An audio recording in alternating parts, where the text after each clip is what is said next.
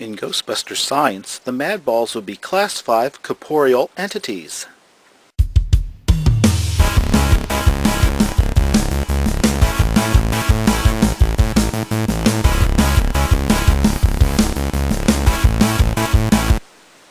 Welcome to UNIMULTIVERSE OVERVIEW. This UNIMULTIVERSE Overview is taking a look at the Madballs universe. And how can we peer into the world of Madballs? Well, unless you have a starship engine capable of breaking through the barriers of space and time to jump into another universe, we're just going to take a look at Madballs issue number 1, the comic book. Finding a crashed spaceship capable of doing that is pretty unlikely. It's a good thing that thing's parts were compatible with Chevrolet Cavalier.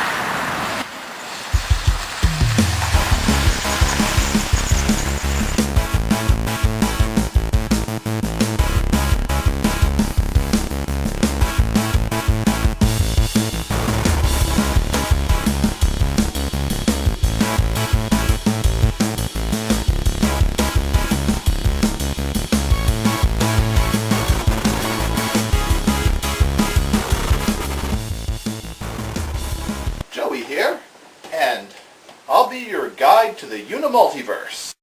This time I'm going to be looking at a comic book, Madballs issue number 1.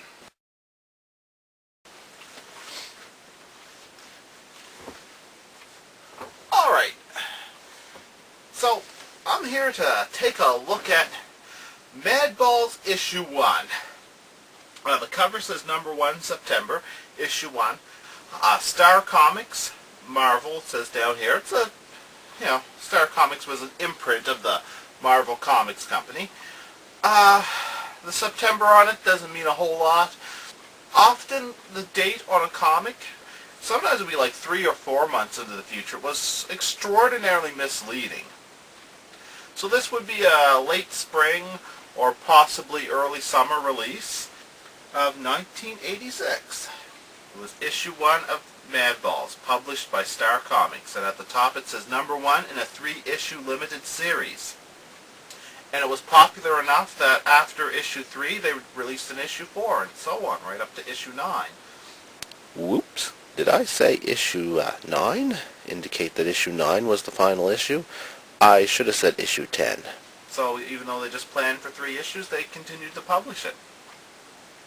And the characters on the cover, the Madballs themselves are based on a toy, but the 2 characters that seem to be created specifically for this comic, their names are basically a gag, as is a lot of stuff. And while this type of silliness usually just becomes boring and painful, it's actually enjoyable in a silly kind of way. And they have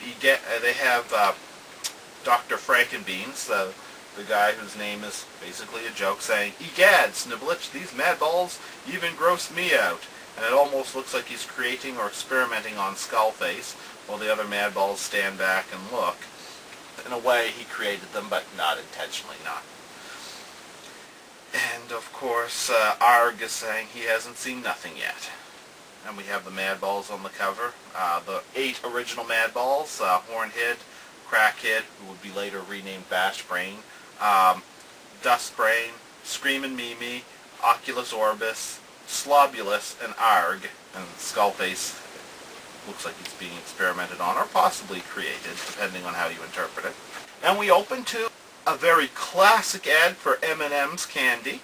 And we see a scene of a truck hitting through an alleyway, swerving to miss a cat, going a little too fast around the corner in the early hours of the day. It's before the sun has risen, and some rubber balls go flying off of the back of the truck. 8 of them bounce and land into a toxic waste pond. And they change, distort, and mutate until they become the Madballs. And this story is called Madballs in the Evil Dr. Frankenbeans. And that name, they never really should have came up with that name, but it actually doesn't annoy me that much, but whenever I look at it, it's like, it should annoy me. Freshly born life forms take off, and of course the eyeball, Oculus Orbis, leads the way, and they spot some kids playing baseball. And of course it's now early morning, the sun has risen. It takes them no time to come up with a plan to have Hornhead knock the baseball away, and they temporarily switch the baseball with Screamin' Mimi, who, despite his mutated form, still resembles a baseball. And of course that prank scares the children, but it also introduces those children to the Madballs, who convince the children that despite their appearance, they're not actually a threat. And nearby, the guy that his business is known as Ruin, Research Unlimited in Nucleonics, discovered that the children are playing with 8 living balls. So, of course, he thinks he's going to make quite a discovery by proving their existence. He expects he might even win a Nobel Prize. Sends Snivlich off to recover the balls. Needless to say, the balls do not want to be carried away in a box so that a scientist can experiment on them. Snivlich is chased away, but Dr. Frankenbeans decides that he's going to try again. He tricks Skullface into drinking what appears to be lemonade. He drugged the creature, the poor Madball, who is now somewhat incapacitated, largely due to his massive hiccups. And Slobulus, who drools and leaves a slime trail which causes Dr. Frankenbeans to slip and fall into his own toxic waste pond. They scare the hiccups out of Skullface, and it's a happy ending. It's a very simple, straightforward story, and thus the characters have been introduced to their reoccurring villains. And Dr. Frankenbeans has survived his encounter with the toxic waste pond, and he's saying he will return, indicating he will get his revenge.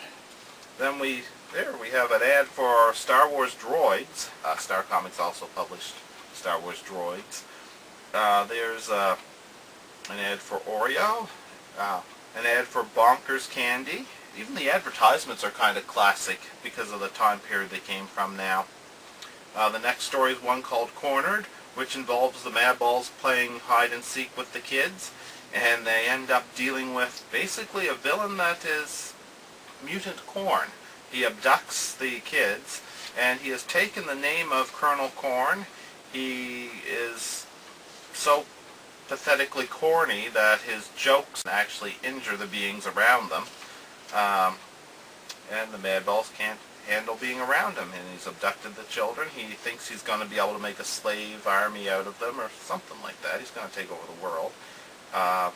He has an assistant, which is a mutant cornball, and he incapacitates the characters with how bad his jokes are, which, as bad as this story sounds, it's not actually as painful as I would have thought to read it. It's on par with a lot of the early, more ridiculous stuff that could be found in the Sonic the Hedgehog comics.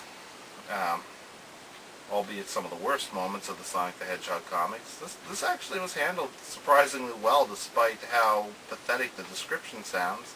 They discover Screamin' Mimi does have an ability other than his speed and loud voice, is that if they manage to agitate him into extreme rage, he will generate heat. Enough heat to pop Colonel Corn, the bad guy from this, and they explode him. And in the very end, we see the characters with a whole lot of popcorn, a defeated Colonel Corn, and the Madballs are making fun of him. He seems to be powerless now that he's been popped. And the characters are sitting around watching the Care Bears on television, which is worth noting that later the Madballs will have a crossover with the Care Bears. And that was the second story. It was 2 stories. There's a chance to subscribe to Marvel Comics. A little picture of Spider-Man there.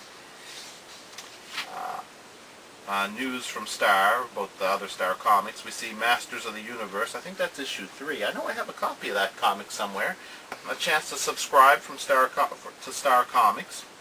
And on the very back, most important of all, the Madballs toy ad. The actual ad for the Madballs themselves on the back of the comic. And this is our Issue 1 of Madballs.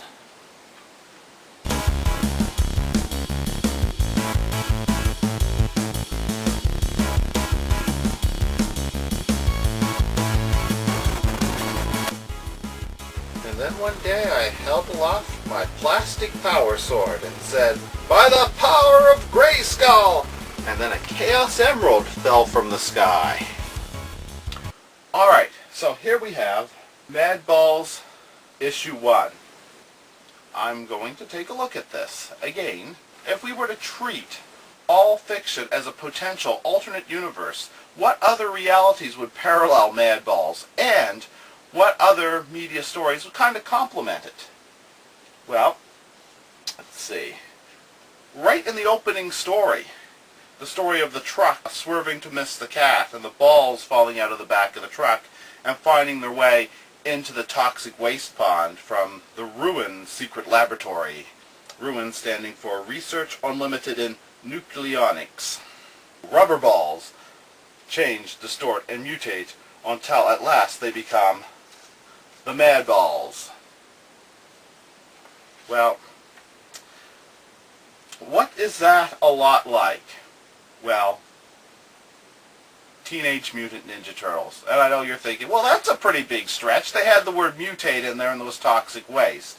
And of course, a lot of people would be familiar with the old 80s Teenage Mutant Ninja Turtles cartoon. It's also what some people recognize as old Ninja Turtles, unfortunately. And I always thanked it for getting me interested in the franchise, so I would discover the actual version of Ninja Turtles that existed before it, as well as the second comic book version of Ninja Turtles, which was created inspired by the cartoon series, but eventually went off into better writing. The actual original Ninja Turtles, which was close to the movie Turtles, but the origins of the Ninja Turtles in that very first issue 1, published in 1984, it involved truck going too a little fast, taking swerving, not taking a turn so much as swerving, and something flying off the back of it. An ooze was present, in this case coming off the back of the truck, and mutating life forms. So we have a similarity there. I'd recommend checking it out if you could check out the early issues of Ninja Turtles. First Comics did an excellent reprint of them, and IDW has done some reprints as well. I really liked the Mirage Studios Volume 1, which was a really thick book. It had issues 1 through, I believe was issue 1 right up to 11. But there's another way you could go about it. Few things are better than a technical manual for to explain a fictional reality. Star Trek has come up with various technical manuals. But if you can't have a technical manual, the next best thing is a role-playing game, which is basically a setup to describe a fictional reality where you can play it out. It's kind of like software for you to process in your own brain and maybe even scratch some details down on paper. And right here, we have Teenage Mutant Ninja Turtles and Other Strangeness. It's based on the very, very first version of Teenage Mutant Ninja Turtles as portrayed in the Mirage Studios comics. In fact, there's even a retelling of the Turtles' origin in it. The story with the man crossing the road, the truck swerving to miss him, the canister, in this case the canister actually bounces off somebody's head or strikes somebody in the head, and then smashes the jar of that the kid was holding with the little turtles in it, where they end up down in the sewer, falling into the open manhole, along with the damaged canister of ooze, where they and the rat mutate. Being a role-playing game, it gets into a lot of details on how mutation could work, on different changes to animals. In fact, there's a Care Bears parody in here. Here are the Terror Bears. I always liked this concept. Yeah, they're mutant bears, due to their interactions with humans, have learned to fear and hate humans, and each one has appearing on its stomach a little symbol, a skull with a mushroom cloud blowing out of it, a skull with a demon flying out of it, a skull with thorns flying out of it, and a skull with a terrified face, ghostly face coming out of it. The characters are Pain Bear, Fear Bear, Doom Bear, and Nightmare Bear. Huh? How very Care Bear-like. In fact, maybe the Care Bears had a similar origin. We don't know. Now, that was Teenage Mutant Ninja Turtles and Other Strangeness. Now, what about the consciousness? The consciousness of the Madballs? Well, we know in real science, certain bacteria can eat other bacteria and take on copies of their memories. Perhaps either it was an accident or murder where somebody's remains were dissolved in the ruined pond. Or maybe even more than one person. Particles that somehow were imbued with human memory that could be remixed and somehow give the Madballs their minds. Because they seem, somewhat educated. They're born with awareness and language.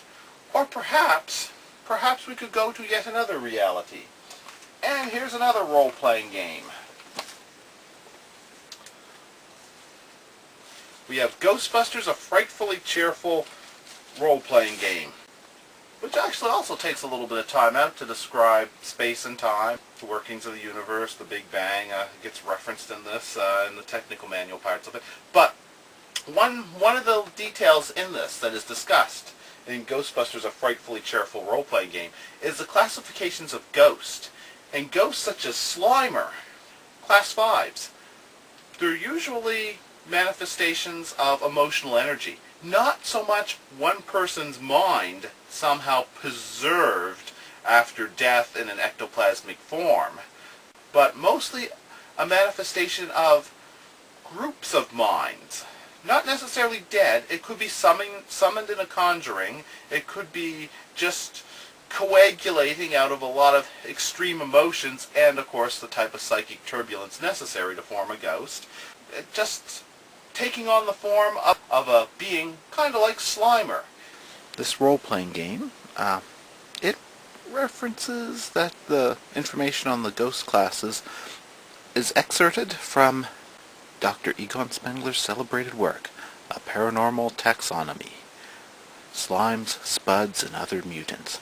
Actually says mutants. Class 5. These are ectoplasmic manifestations of definite but non-human form.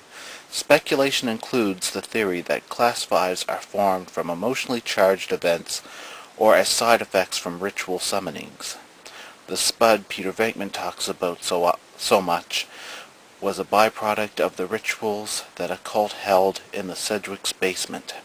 And when you take account of how ghosts come into being, both in the Ghostbuster movies and even the animated series, best example would be Murray the Mantis from the animated series, it's easy to assume that what they're talking about in Class 5 is literally a manifestation of emotional energy, but there's no indication that a death is required. It's still a ghost in the sense that it's a being you could stick in a ghost trap, not really a dead person. So it's a manifestation of the accumulation of bits of other minds and mental energies that people put out and project.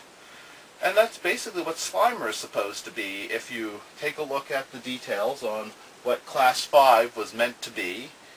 They even predict that maybe he was the result of a conjuring or a summoning done in the Sedgwick Hotel.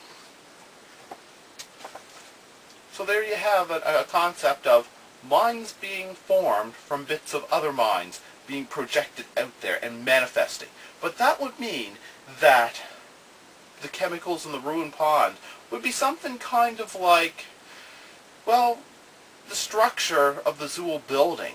Zool building being the large, the apartment building from the original Ghostbusters movie, built by Ivo Shandor, further referenced in Ghostbusters the video game. Or the slime in Ghostbusters 2, also referenced in Ghostbusters the video game. Something that could take in emotional turbulence and psychic turbulence and concentrate it and enable the formation of ghosts or otherworldly beings that are basically consciousness without a physical form to generate it, but merely ectoplasma to support it and continue generating it. So there you have it. You could look at Ghostbusters as an example for how the Madballs consciousness could come into being, much like a Class 5 ghost or Slimer. And you could look at Ninja Turtles as an example of how mutation could take place. In fact, while the rubber balls themselves were not necessarily alive, perhaps organic material, living organic material in the pond could have infused inside those rubber balls when they reacted to the slime.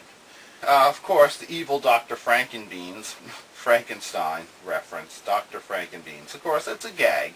A lot of the stuff in this was gags, but on the same level of humor that you would find in Sonic the Hedgehog comics, which are well loved. But they did have a lot of corny gags and a lot of jokes and a lot of silliness in the earlier issues. And the Madballs were on par with that. And it's no wonder Michael Gallagher is the writer for this, and he was also known for doing some of the work on the early Sonic the Hedgehog comics. And of course, Sonic the Hedgehog, in the comics we later learn, his world used to be Earth. Humans made contact with alien life and, dissected it, made the aliens a bit irate, so they bombed the humans out of existence. So small groups of them managed to hide away and survive. Sonic's world evolved from the result of all those humans being bombed out of existence. And the dead genetic material, some of it's still alive, sort of eventually evolved back up into the creatures of the Sonic the Hedgehog reality. This is the story as told in the comic books. It's a little bit different. For example, in the Sonic X series, they portray it as Sonic's world being a different version of Earth that the timeline just split. It's another quantum reality. You could compare this to Sonic the Hedgehog, but I'm going to go into details on Sonic the Hedgehog later. That origin, the Madballs coming alive from the toxic waste pond, that actually we could get into real science here. I mean, I know you're thinking, what are we doing talking about real science? And I'll use this as my example of real science. It's called The Creation of Matter, the universe from beginning to end. This was an awesome book. It talks about, the Big Bang, dealing with atoms, subatomic particles. This, above all other books I've ever had for science, this was one of my favorites for how well it explained the workings of the universe. But it doesn't really get into the origins of life. What I really would probably want to get is this really old book, the Illustrated Dinosaur Encyclopedia. Well, I'll put it how that book words how life may have come into being. The first living things were present about 3,500 million years ago, when our planet was still young. We do not know how they came into being, but we know they were there. The first life probably had been nothing more than a complex chemical molecule that had the power to copy itself from the chemicals around it. It would have been able to break down other chemicals and put the atoms together in a mirror image of itself, and the mirror image would in turn have had the same reproductive power. Only if the copy were perfect, it would be able to reproduce itself. An imperfect copy would not have been reproduced and would have become extinct. On the other hand, if any random change in the reproduced molecule helped in the reproducing process, then the change would be carried on to the next stage. That change would be present when the next molecule reproduced, and so on. Evolution had begun. So basically, in the many chemicals that were present in the early Earth, it would have been, at some point, they would have interacted in a way to make a chemical, a molecule, that was able to replicate itself. So let's go back to pulp culture. Star Trek. And I'll just grab this from over here. Star Trek. Alright. And Star Trek has, in fictional ways, tried to use real science as much as possible. Right here, we have Season 1 of Star Trek Enterprise on Blu-ray. And as much as I'd love to talk about Star Trek Enterprise, that's not the one I'm looking for. I do like Star Trek Enterprise. Oh, here's the DVD set of Star Trek Enterprise. This one happens to be Season 2. It's packaged a lot bigger. I really like how the package looks, but it takes up a lot of space. It's still my favorite television show. Alright, another show I really liked. This is what I'm looking for. Yeah, this is kind of unusual packaging for Star Trek, but this is Season 7. Oh, I grabbed Season 6.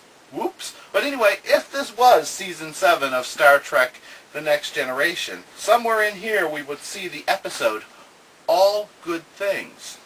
Reference to All Good Things Must Come to an End. And what happens in All Good Things? Q shows Picard the Earth of the past, and watch the amino acids coming together to form the first protein. And of course, Q takes Picard back in time. He must have took a pocket of air with him, because that would have been before the Earth had what we would consider to be a breathable atmosphere. Amino acid pool on Earth in the early days of the Earth, and look at that. Look at that pond of green slime. Much like the Ruin Laboratories toxic waste pond in Madballs, but you have your green slime which turns into life, or the green slime of Madballs that turns into a Madball.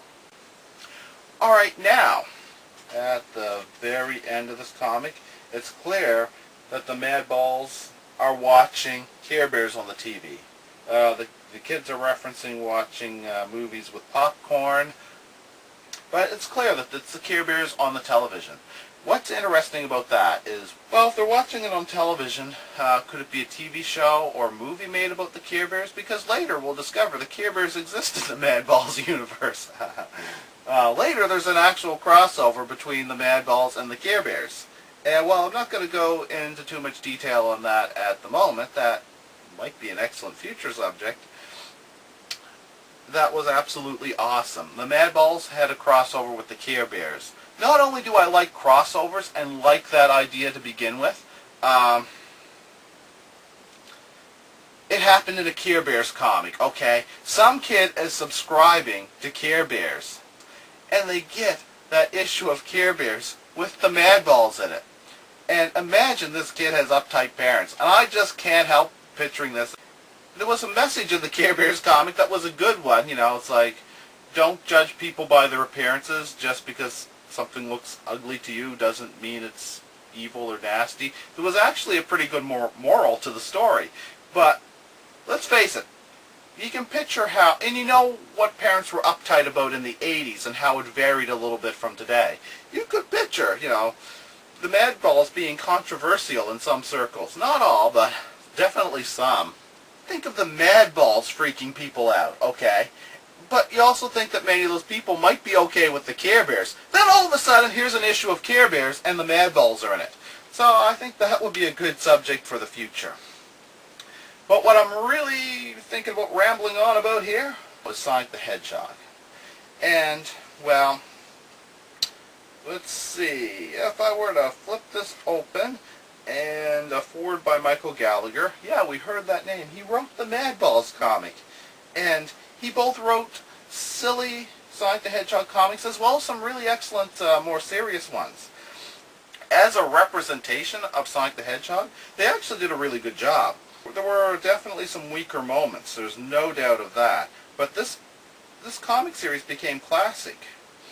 And it does stand up as a good representation of what Sonic the Hedgehog can be. Right here in Sonic the Hedgehog Archives Volume 1, they have a story. And this, unfortunately, is just a gag story. But it's one of those stories, it's not that funny. But they have, like, some of Robotnik's robots, the little monkey robot. Scratch, the one that looks like a rooster. And they have Grounder. They have those three robots showing off their abilities. And then you discover it's auditions. You also see them being rated by a panel, which Dr. Doom is there, Lex Luthor is there, the Green Goblin is there. I'm not sure who that guy is. But something that I think a lot of people might have missed is right next to those same characters is Dr. Victor Frankenbeans from Madballs. This is a non-canonical joke page. There's a character from Madballs. The villain from Madballs, but there he is, Dr. Victor Frankenbeans. And he was in issue 4 of Sonic the Hedgehog. It was a gag. It was a gag. It was the part of the Sonic comic book reality that was only a gag. But there he was.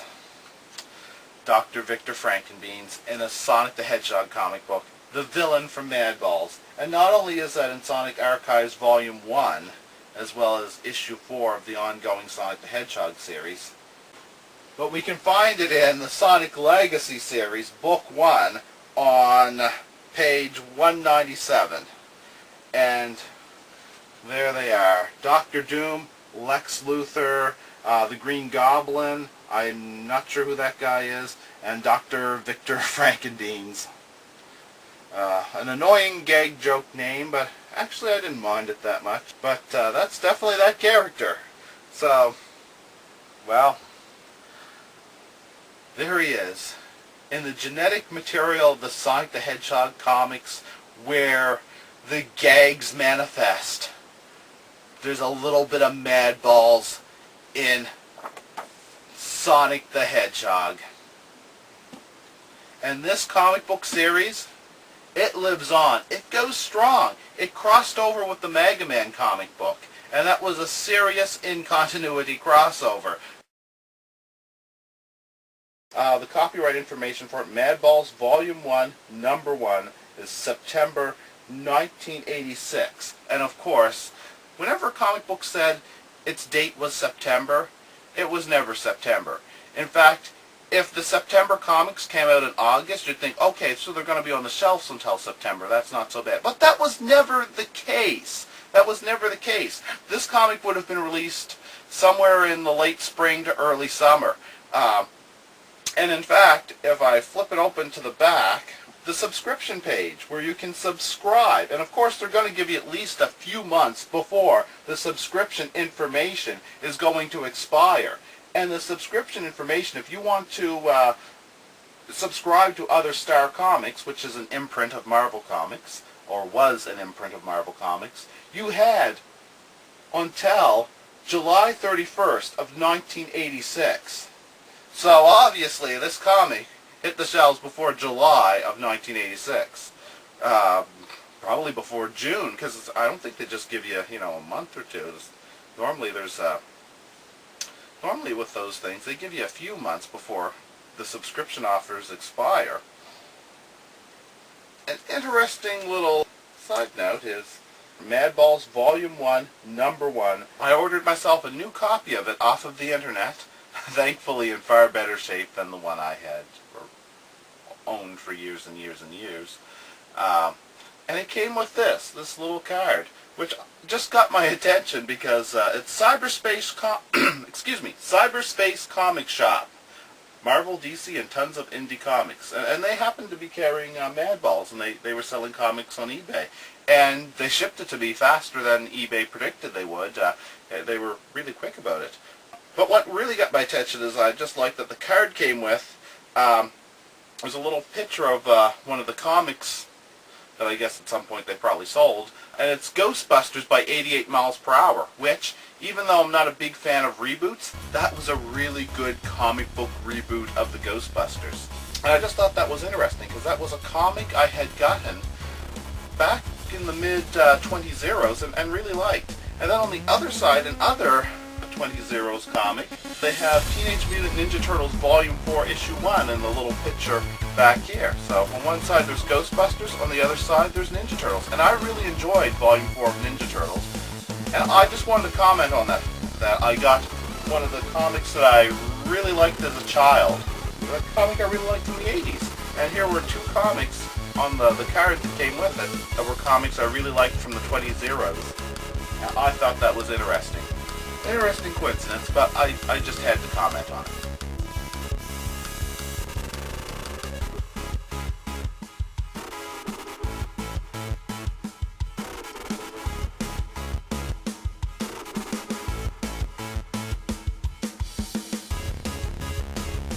This got me into comics. There had been a few comics around the house, but they weren't ones that I picked out. I mean, I remember flipping through like old Archie comics, and there had been some comic books that had been bought for me, I think, prior to this. But this was the first comic I really remember looking at, seeing, and wanting, and getting. I would have been born in 1978. So, I mean, 1986, I mean, I wasn't even a whole decade old. At that age, it was probably purchased for me. I might have had some money of my own at the time. I don't remember. I do remember I saw it in the $5 to $1 in Antigonish.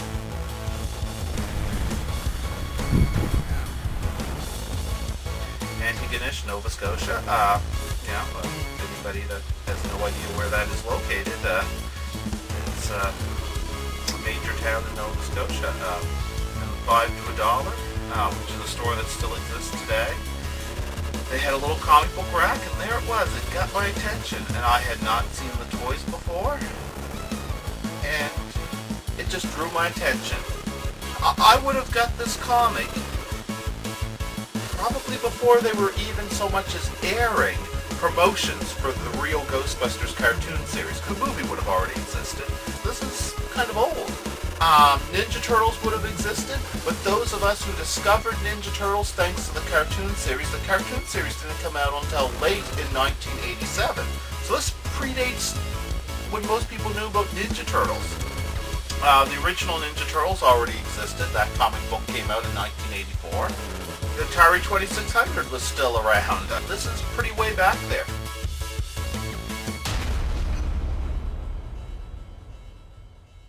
In Ghostbusters science, the Madballs would be Class 5 corporeal entities.